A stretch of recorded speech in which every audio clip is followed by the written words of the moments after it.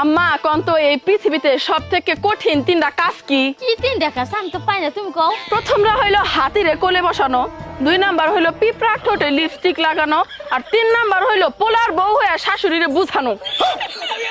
আচ্ছা বলো তো, গার্লফ্রেন্ড বয়ফ্রেন্ডের মাঝে সম্পর্ক কিরকম থাকে? বয়ফ্রেন্ড গার্লফ্রেন্ডের সম্পর্কটা হলো সবসময় একজন আরেকজনের খেয়াল রাখে। একদম ঠিক বলছো। আর হাজবেন্ড আর ওয়াইফের মধ্যে সম্পর্ক কিরকম? হাজবেন্ড ওয়াইফের সম্পর্ক একেবারে গ্যাস লাইটের মতো, একটু ঘষা লাগলেই আগুন জ্বলে ওঠে। বাসায় কেউ আছেন? এই গরিব ভিখারিকে কিছু দান করেন।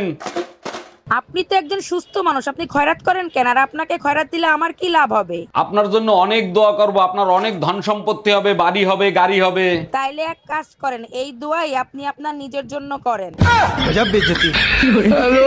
আম্মা আপনার ফোনটা একটু দেন তো, আমার ফোনের ব্যালেন্স শেষ হয়ে গেছে, একটা জরুরি ফোন দেবো। আমার ফোন দিয়ে তো কাউরে ফোন দেওয়া যায় না, দেখ তো আমার ফোনের কি হইছে। আম্মা আপনার ফোনের তো সিম নষ্ট হয়ে গেছে, নতুন সিম লাগাতে হবে। এখন সিম পাবো কোথায়? তুই এক কাজ কর, রান্নাঘরে ভেন্ডি আছে, ভেন্ডি লাগাই দে।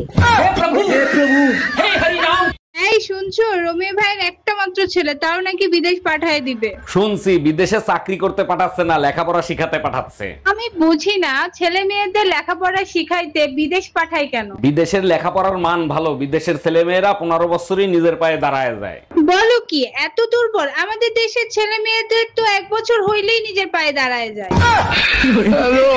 এরপর থেকেই দেখি গবেষণা করো। কি নিয়ে গবেষণা করো? বিয়ের পরে মেয়েরা অশান্তি কেন করে তাই নিয়েই গবেষণা করি। বিয়ের পরে মেয়েরা অশান্তি ইচ্ছা করেই করে। ইচ্ছা করে অশান্তি করে? কিন্তু কেন? ভালো হয়ে থাকলে তো আরো 2-3টা বিয়ে করে নিয়ে আসবা, তার জন্য। ওই পায়েল, তুই এখানে হাসাহাসি করতাছস আর ওইখানে তোর বাপে রাগ করে কান্দিতাছে। কে কি হইছে? কান্তাছে কে? রাগ করবো না কি করবো ক? এই যে কষ্ট করে তোর বাপে তোরে কামাই রোজগার করে খাওয়া, তুই একটা বারের জন্য তোর বাপের আব্বা করে ডাক দেস না। উনি কি খালি আমার একা কামাই রোজগার করে খাওয়ায়? তোমারও তো কামাই করে খাওয়ায়, তুমিও তো কোনোদিন আব্বা করে ডাক দাও না। আসি, আমি তো একটা সিদ্ধান্ত নিয়ে ফেলাইছি গো। আমার বিয়ার পরে আমার জামাইরে আরবের শেখদের মতো 4টা-5টা বিয়ে করা। কে?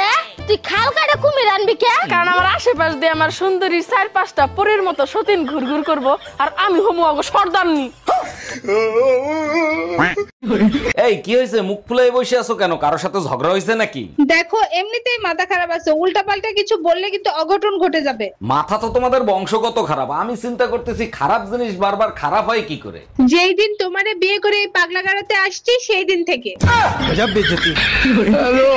আইসা চাচি, কত আই লাভ ইউ এটা কোন দেশ থেকে তৈরি হয়েছে? কি জানি, আমি তো জানি না, তুই ক। চায়না থেকে। চায়না, কারণ এর কোনো গ্যারান্টি ওয়ারেন্টি নাই, যে কোনো টাইমে নষ্ট হয়ে যেতে পারে।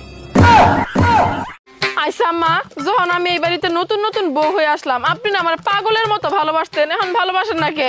ও মা, এখন আমি সুস্থ হয়ে গেছি গে।